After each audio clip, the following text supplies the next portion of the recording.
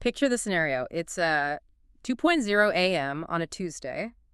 The house is dead quiet. You're staring at your phone. The blue light is absolutely frying your retinas, and you're just stuck in a doom loop. You've all been there. Totally.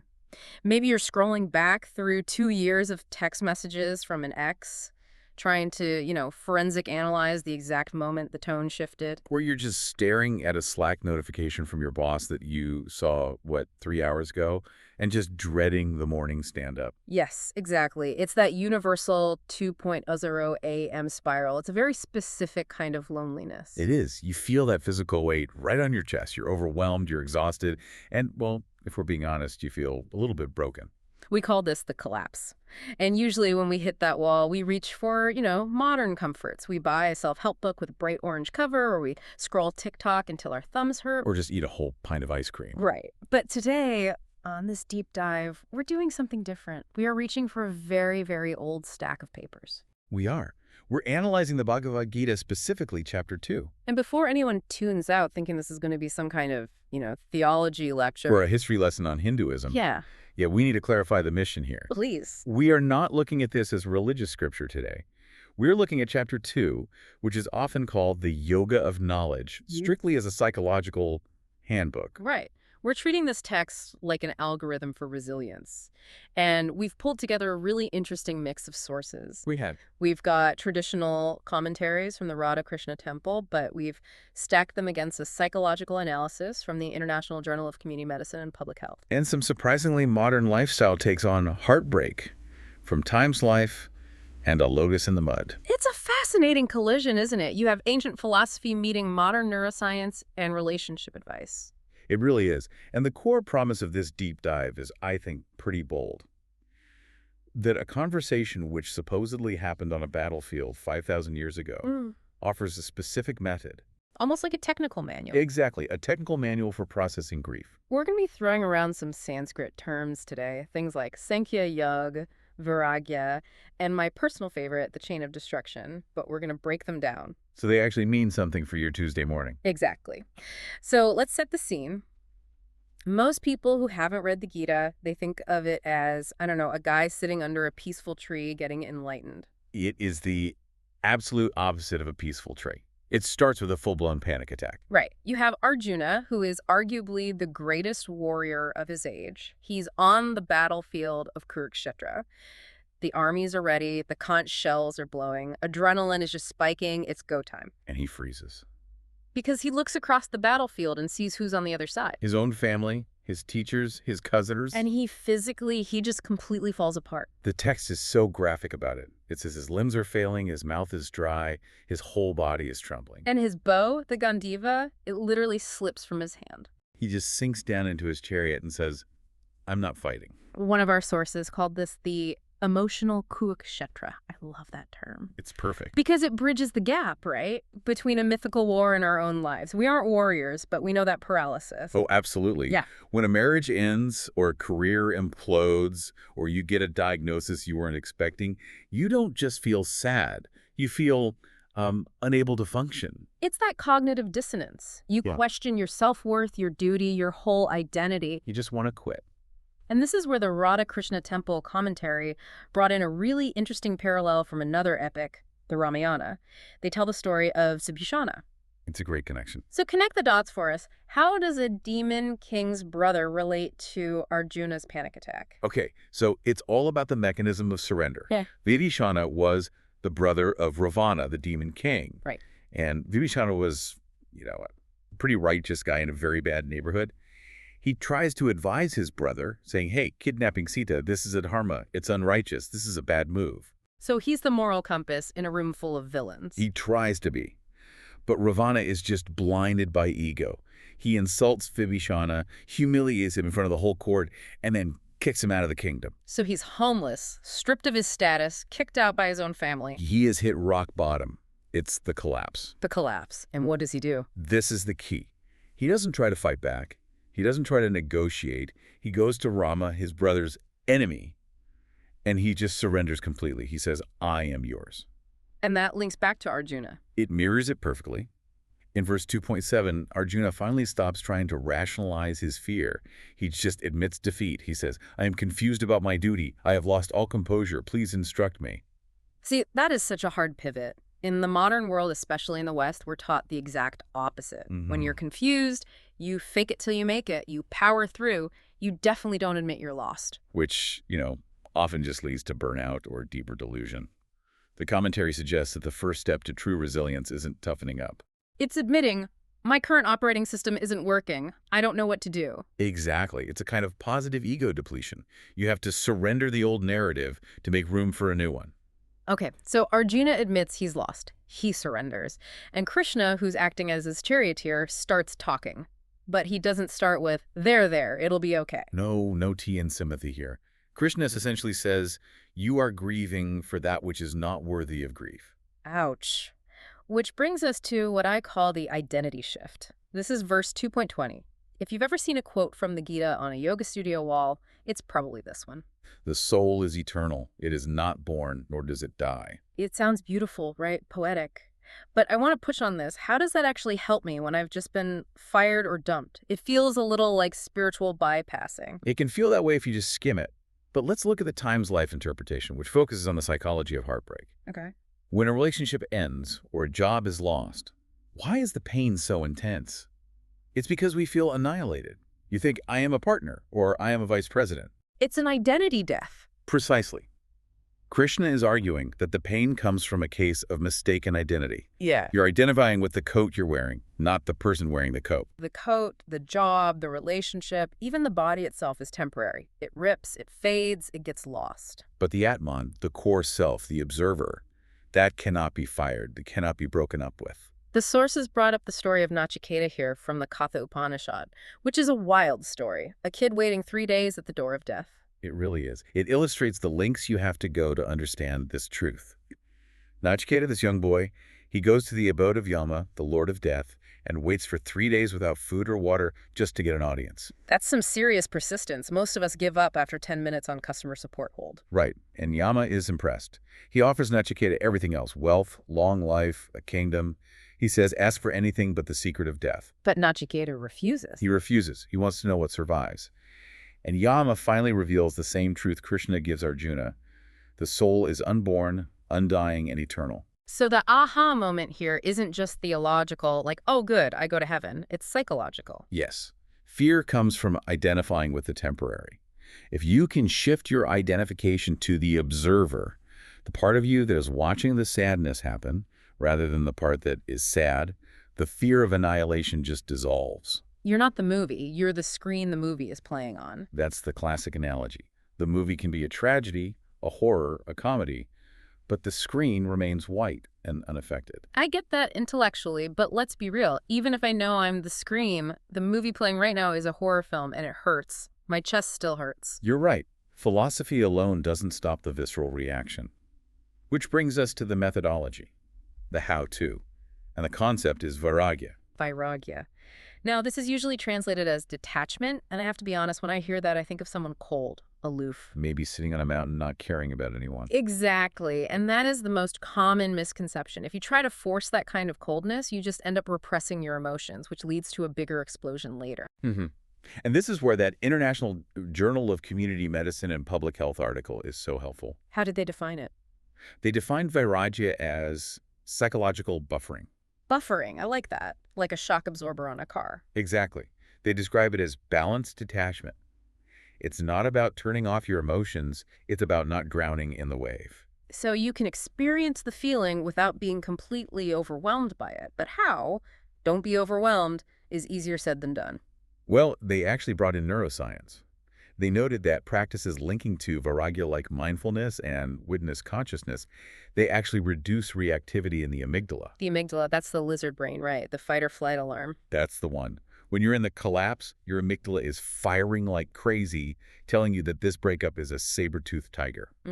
Vairagya calms that down and enhances regulation in the prefrontal cortex, the logical, executive part of your brain. So biologically, detachment keeps your smart brain online even when you're grieving. Precisely. You can drive the car while crying, essentially. Speaking of spiraling, A Lotus in the Mud outlines something from the Gita called the chain of destruction. Sounds like a heavy metal band. It does, but it's actually a warning system, verses 2.62 and 2.63. Krishna lays out exactly how a person goes from totally fine to complete ruin. It's a domino effect. Okay, let's play this out. I want to trace the dominoes using a modern example so we can see how slippery the slope is. Let's say a breakup. Perfect. So step one is thinking of objects. Right. So I'm sitting there and I start thinking about my ex. I start looking at their Instagram. I see they went to that restaurant we used to go to. You fixate. That fixation creates step two, attachment. Okay, I feel a pull. I need that connection back. And from attachment comes step three, desire. I must have it. I need them to text me. I need to know they still care. And here's the pivot. When that desire is thwarted, when they don't text back, what happens? Step four, anger. Oh, yeah. How dare they, after everything I did for them? And from anger comes step five, delusion. And delusion is when you start telling yourself stories that aren't true. Exactly. I'll never be happy again. They were the only one for me. You lose all perspective. And from delusion comes loss of memory. You forget who you are. You forget your values, your dignity. You forget you were a whole person before they came along. And finally, Destruction of intelligence. You make terrible decisions. wow, that is frighteningly accurate. That's the drunk text at 4:40 a.m. That's keying the car. That is the destruction of intelligence. Yeah. And the source makes a crucial distinction here that really hit home for me. What's that? Heartbreak stems from attachment, not love. Wait, unpack that. We usually think they're the same thing. I'm attached to you because I love you. The Gita argues they're opposites. Love is giving. It's freeing. It wants the best for the other person. But attachment is controlling. It's dependency. It's, I need you to be this way so I can feel okay. Exactly. And when the object of attachment is removed, if you don't have that psychological buffer of Vairagya, you slide right down that chain to destruction. Okay, so we know we need to detach to buffer, but we still have to live our lives. We have to go to work, pay bills. This leads us to arguably the most famous and maybe most frustrating verse in the Gita. Verse 2.47. You have a right to perform your duty, but never to its results. I'll be honest, this is the hardest pill to swallow. In our culture, we are so outcome obsessed. I worked hard. I deserve the promotion. I was a good partner. I deserve for this relationship to work. It's the transactional mindset. Right. But that expectation, that contract you think you have with the universe, is exactly where the suffering lives. It is. The expert commentary explains that your effort does not contractually obligate the universe to give you the specific outcome you want. So the suffering comes from the gap between your expectation and what actually happened. Yes, if you can close that gap by focusing entirely on the doing the process, the integrity of your action, and letting go of the result, you become, well, invincible to heartbreak. And that's karma yoga. That's karma yoga. The sources gave a really dramatic example of this with King Janaka. And I mean, this guy is a king, not some monk in a cave. He has a lot to lose. He's the ultimate example. Yeah. Immense wealth, armies, responsibility, and there's a famous story where a messenger rushes in and tells him his palace is on fire. His actual house is burning down. And his response is legendary. Yeah. He just says, if my palace is burning, let it burn. My mind is not on it. Now, hold on. A critic might hear that and say, that's just negligence. Put the fire out, man. You're the king. It sounds like apathy, doesn't it? But the deeper meaning isn't that he wouldn't act. It's about his internal state. Okay. He meant that his inner peace wasn't built into the bricks of the palace. If the palace goes, his identity doesn't go with it. He was emotionally fireproof. Exactly. He performs the action ruling the kingdom, but he isn't destroyed by the material loss. He knows he's the observer, not the palace owner. So if we can master this, or even just get, 10% better at it, we reach a state the Gita calls sthita prajna. Sthita prajna, one of steady wisdom. And what does that look like in practice? Is it like a zombie state where you just don't feel anything? Not at all. It's actually a state of heightened engagement, but with zero drag. The sources give another great story with King Janaka to illustrate this.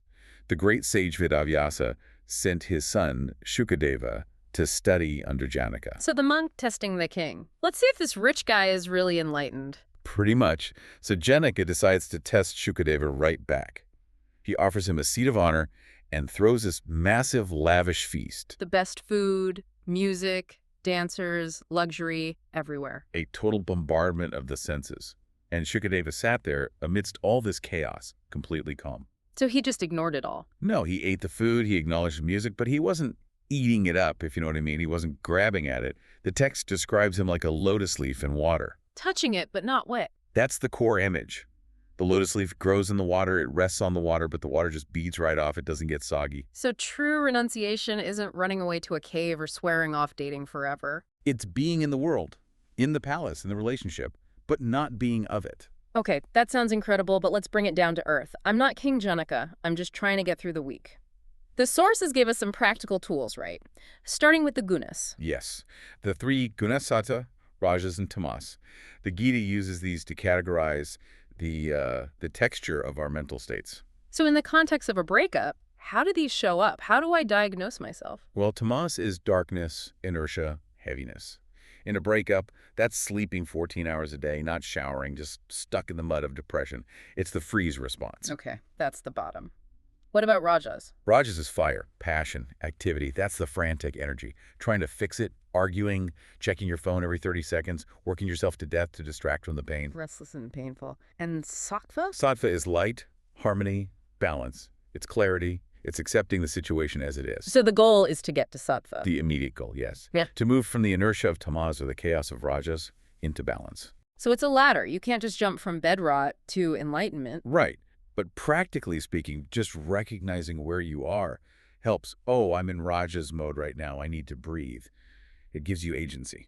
Another tool mentioned in the medical journal was adaptability. Yes, which connects back to the Sanskrit concept of samatvam evenness.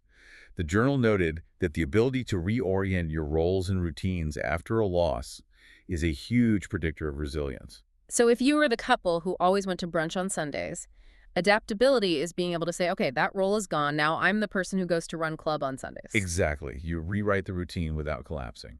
And the final tool they mentioned is Sangha community. Which brings us back to verse 6.5. The mind is the friend of the conditioned soul and his enemy as well. Such a crucial verse. When you are alone with a grieving mind, it often becomes the enemy. It loops that chain of destruction we talked about. It tells you lies. It does. And Sangha, or community, helps break that loop. Shared grief rituals or just talking to friends who can hold space helps co-regulate that distress. You need a crew. You need external hard drives for your sanity. I love that. So let's zoom out. We've gone on a pretty intense journey here. We have.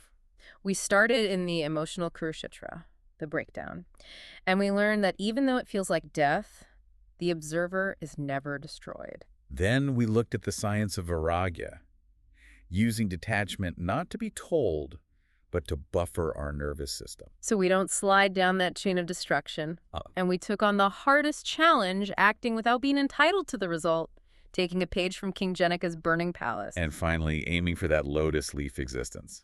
Being in the world, enjoying the feast, but not getting wet. It really redefines what it means to be strong, doesn't it? It's not about force, it's about stability. It is. And if I could leave the listener with one final thought from the sources, it would be about the concept of surrender. Hit us with it. We spend so much time trying to analyze why things fell apart, why they left, what we could have done differently. We try to control the narrative. But the sources suggest that the ultimate fix isn't analysis. It's surrender. Which goes right back to where we started with Vibhishana. Exactly. Surrendering doesn't mean giving up. It means surrendering the need to control the outcome. If you let go of the specific you that you thought you were supposed to be, if you let go of the story you had planned, who is left? That's the scary question. But the answer might be the strongest, most authentic version of you yet. The one that was there before the heartbreak and the one that will be there long after. A version that is unborn, undying, and ready for whatever comes next. That is a lot to think about. Thank you for helping us unpack all of this. My pleasure. And to you listening, whether you were in a burning palace or just having a tough Tuesday, try to find that steady mind. We'll see you on the next deep dive.